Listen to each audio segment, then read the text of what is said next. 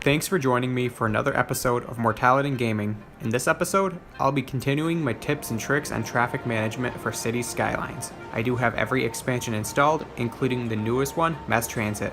Specifically in this episode, I will be covering industrial traffic and how to manage it effectively. An important thing to remember is you can't remove traffic, you can only manage it effectively and efficiently. But just remember, if you enjoy this video, like the video down below and subscribe to my channel for more gaming content. There are only two types, or at least when everything is taken into consideration, that's what it boils down to: residential traffic and industrial traffic.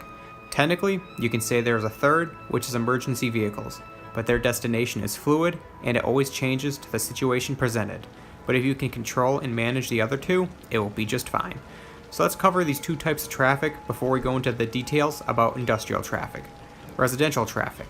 It's all the residents. They commute to work, they commute home from work, and finally, they will commute to leisure. Industrial traffic, on the other hand, it commutes to businesses with the demands for the goods, or it exports them, or imports them, which commute directly to the business and back to the region. So let's dig into the topic of industrial traffic. You already have enough traffic congesting your roads, right? Delivering their goods and returning? It adds up to a lot, and even the best intersections and interchanges can handle so much before they're congested and become ineffective. So it's a solution. Freight train stations. They will move freight wherever you need it to go without ever touching the road.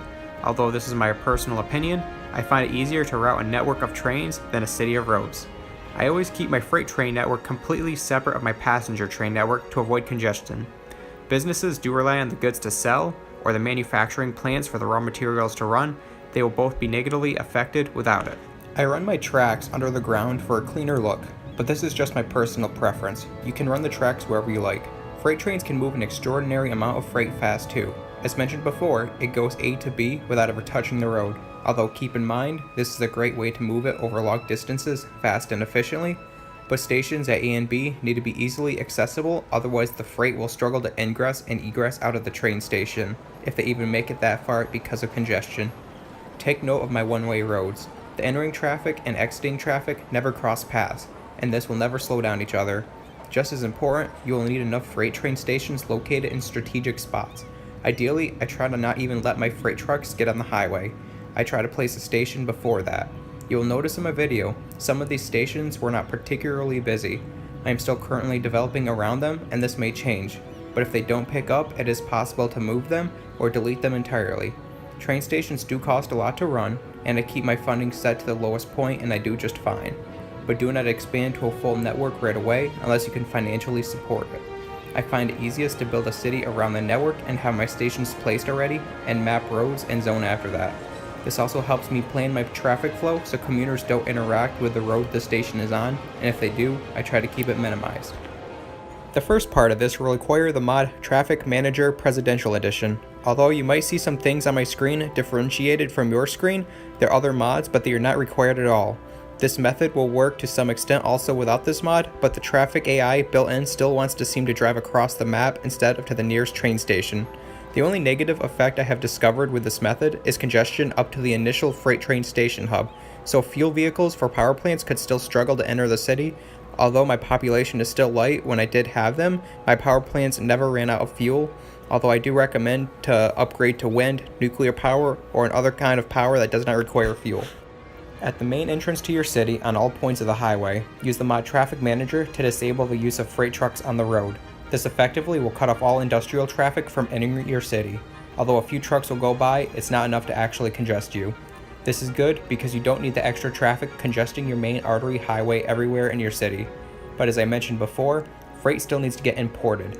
The solution is to build 2 freight train stations at the entrance to your city. Know how mine are built with the one-way roads in the direction. If the roads are reversed, all the exiting or entering traffic have to cross each other's paths and effectively reduce the performance by a lot. This isn't the solution though all by itself. As you look throughout my city, I have strategic freight stations placed all over. All industrial zones have a minimum of 1 station and my big ones have 2. Note all traffic that stays within the loop and delivers its freight goes back to the factory. The only trucks that leave are delivering really close to its origin. It either gets exported or it's sent to another strategically placed station in the city. My commercial areas have a station in close proximity as well. Once the trucks get off the train, it doesn't have to go far to go to deliver the freight, before it returns to the freight station and goes back to its origin. Take note that residents do not need freight stations, so one does not need to be placed inside their zones. On the other hand though, if you have watched my previous video for traffic management, I talked about zoning areas together and not bunching massive zones of similar types up. If you haven't seen it, take a look for some useful information. That said, there will always be some local traffic for your industrial buildings. There will always be some sort of amount of industrial traffic commuting inside your city. You will need some sort of organized, efficient layout to handle this traffic, which I have also covered in my previous video. The layout I use consists of only one-way roads, minimizes congestion, increasing the traffic flow. Combine all of this and you will significantly reduce the traffic congesting your roads, instead setting them very close to a train station near them. Good luck managing your traffic in your city, and I'll see you next time.